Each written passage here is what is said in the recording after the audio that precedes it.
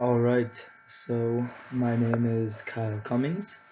I'm going to be going through the Operations Research ESE 403 final. I'm going to be doing showing how to solve problems 2, 4, and 6. So first up we have problem 2. It's max of z, or max in the function z equal to 3x1 plus x2 plus 4x3, such that 6x1 plus 3x2 plus 5x3 is less than or equal to 25, 3x1 plus 4x2 plus 5x3 is less than or equal to 20, and x1, x2, and x3 are all greater than or equal to 0. First off, we are given these three equations up there in the right, and from those, that's how we can get our solution incredibly fast. You see there's no coefficient out in front of the x1 or the x2 or the z, so you can just go straight down the line. This would be like the final row of like a simplex method type looking thing. So that's where we get z equal to 17, x1 equal to 5/3, and x3 equal to 3.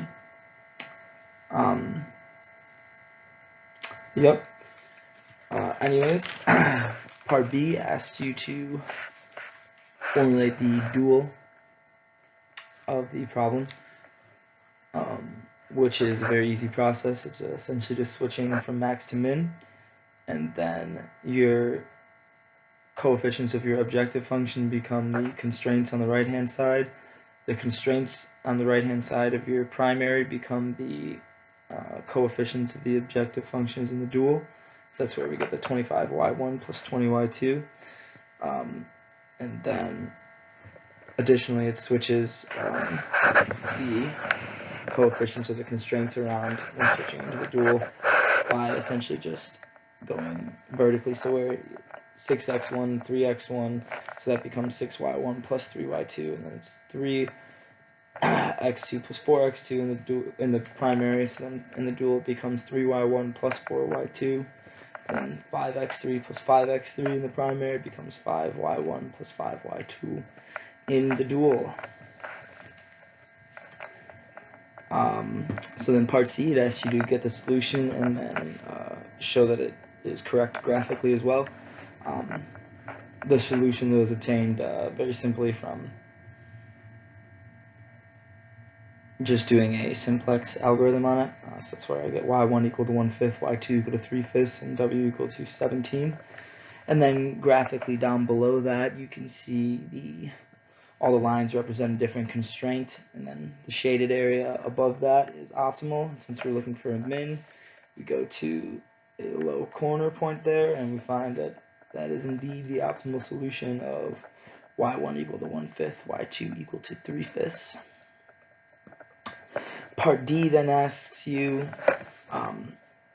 if it regave you the primary function with some changed coefficients and such, and asked if the previous solution was still optimal. Because of duality, we know that would mean that the same optimal solution in the dual format of the problem would be as well. So again, using that same process we used in part B to get the dual, we got the new dual from the new primary they gave us, and then all we do is find where that doesn't work. For instance, here I explained it out that 2 times 1/5 plus 3 times 3/5 would give you 11/5, and that's less than 3 when the constraint for 2y1 plus 3y2 says it has to be greater than or equal to 3. So therefore the previous solution is no longer optimal. Yep, and then so part E. Part E is real simple. It's just some simple matrix multiplication there. Don't need to go too much into that. Just gave it out a negative 1/3 and 4/3 for the new x2 column. I'm sorry, negative 1/3 and 4/3 for the new x2 column. Part F was very similar to part D. It's again an adjustment to the problem and asked if the previous solution would still be optimal. Again, like I said before, it is not optimal because again, we formulate the dual, and then the dual should have the same solution as well. We see that it fails the constraint of 3y1 plus 2y2 being greater than or equal to 2 because 9/5 is less than 2. And then G was asking the same kind of thing as part E. Again, just some simple matrix multiplication there. We get our new column as 1/3 and 1/5. All right, so on to problem 4 now. Problem 4 is a branching and bounding type problem. I'm gonna spare reading the problem. You can read that there for yourself. So essentially what I have on this page is all the different sub-problems that I was working through, calculating their z values, and fixing different x1, x2, and x3, x4 values in order to find the optimal solution. I'm not going to go too much into that because I just used simplex, because we were allowed to do that. I just used a simplex calculator to find the optimal z's and x1, x2, x3, x4 given the certain things being fixed. And again, there's more sub-problems there. And then here you can see where I actually did the branching and bounding. So we started off. Z is 197.33, but it was all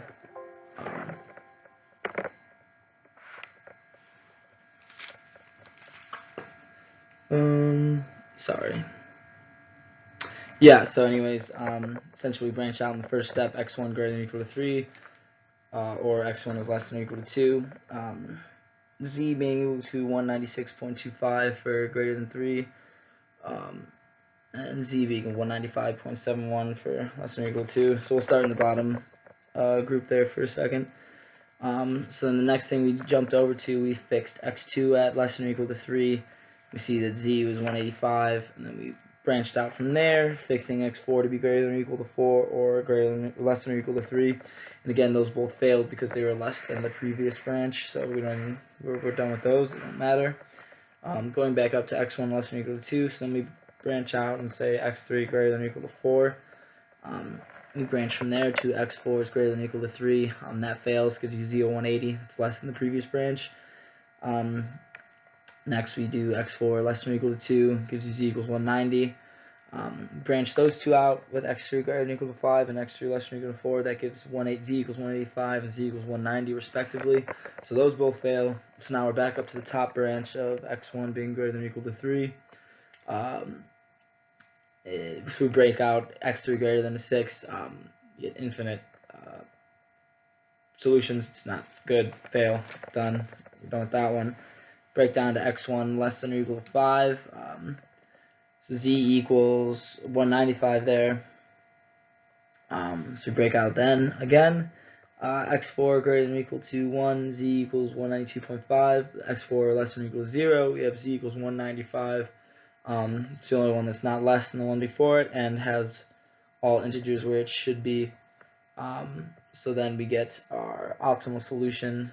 You can see down below, it actually got cut off a little bit, but so z is equal to 195, x1 equals 3, x2 equals 1, and x3 equals 5, and x4 equals 0. Again, sorry that x4 got cut off. I didn't realize that had happened. Okay. So part A is essentially asking you to find the optimal solution using KKT. So here we are with the equations to set that up. You have 2 minus 2x1 minus u less than or equal to 0, x1 times that quantity equal to 0. Then you have the x2 portion, so 3 minus 2x2 minus u less than or equal to 0, x2 times that quantity equal to 0. Additional constraints of x1 plus x2 less than or equal to 2, u times x1 plus x2 minus 2 equals 0, x1, x2 greater than or equal to 0, u greater than or equal to 0. Pretty simply, just from all that, you can clearly see the optimal solution showing itself. X1 being 0.75 and x2 being 1.25 with a u value of 0.5. Part B then asks you to set up a linear program, which very easy. We're just going to use we create a variable z now, obviously. So we're going to bin z. Z is equal to z1 plus z2.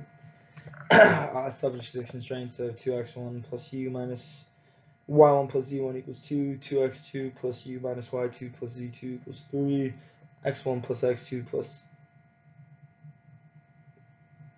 u equals 2, x1, x2 greater than or equal to 0, y1, y2 greater than or equal to 0, u and v greater than or equal to 0, and z1 and z2 greater than or equal to 0, x1, y1 plus x2, y2 plus u and v, or u times v rather, equals 0. A lot of constraints, but again, that all comes from just right above.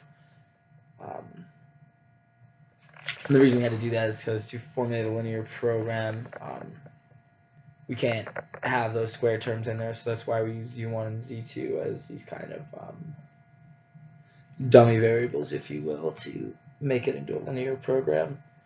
And then C, it's just asking you to, without using the actual modified simplex method, to prove that it's optimal. That's real easy. We're just going to plug 0.75 and 1.25 and 0.5 all back into our constraints equations,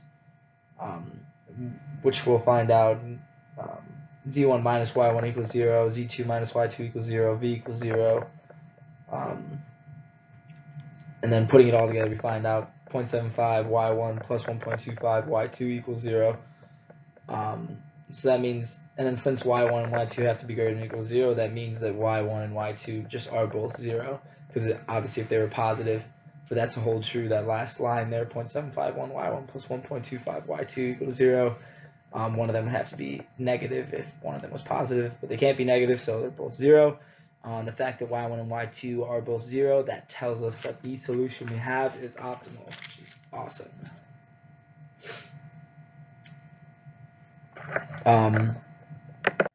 Part D, just asking to prove through our simplex algorithm that that is indeed the optimal solution.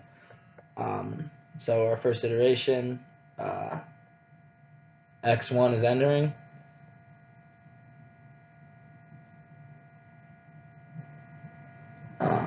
Second iteration, x2 entering, and then our third iteration, x3 is entering.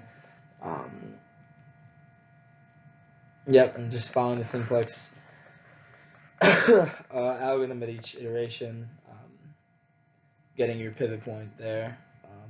Let's see, for x1 at the beginning, and then in the second iteration for x2 getting the pivot there, and x3 getting the pivot there as well. In the third iteration, it yields us on our right hand side 0.75, 1.25, and then 0.5 for x3, which x3 is our u there.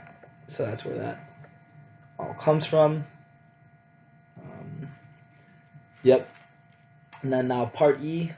Part E was asking to solve it through dynamic programming. So obviously we start here at f2 star of s2. And so our S2 stage, or sorry, not our S2 stage, our second stage that we look at is the x2 variables. So we break that equation into the two parts. So we have the x2 portion here, so 3x2 minus x2 squared. We're taking the max of that from 0, less than or equal to x1, less than or equal to s2. So anyways, take the derivative of it though, so we have 3 minus 2x2. We essentially want to find out where it is greater than 0, equal to 0, and less than 0. It's going to be equal to 0 at 3/2, greater than 0 for x that's less than 3/2, but again, greater than 0 because it has to be greater than 0. And it's going to be less than 0, that whole derivative there, for when x2 is greater than 3/2. So essentially now we're looking x2 star either equals s2, which is the slack remaining. That's what we defined our Sn as. So it's s2 for when 0 is less than or equal to s2, which is less than or equal to 3/2. And x2 star is 2 for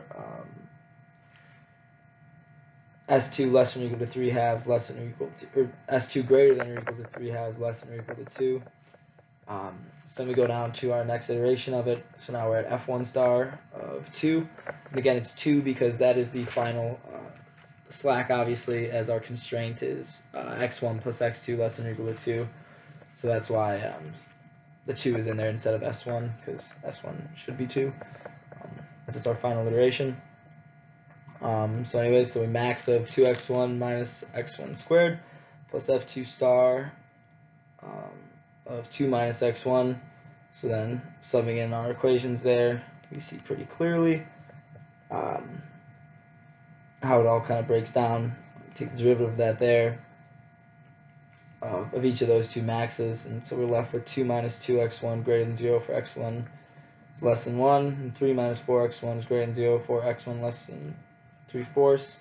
And then so we look at which one is better. F1 of 2 and 3/4 is 3.125, whereas F1 of 2, 1 is only 3. So therefore our optimal solution, again, x1 equals 3/4 or 0.75, and then x2 is 1.25.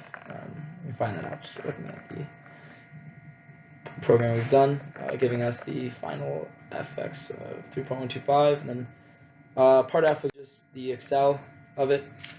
So obviously, here's the Excel. Here's my solver parameters. You can see on the screen. Got my objective function coefficients down there, the constraint coefficients, and then just doing a lot of that with the in solver and Excel. That is it for me. And all right, that is 2, 4, and 6 from the final. Thanks. Bye.